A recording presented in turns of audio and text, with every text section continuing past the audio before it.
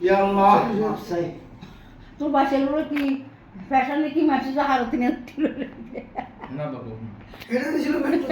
metro লাগারটা না এই মেট্রোপলিটনে এই টাকা দিয়ে তো টাকা আমি যদি থাকতো আমার শাশুড়ি ভর্তি করেছি যে আমরা সময় কেটে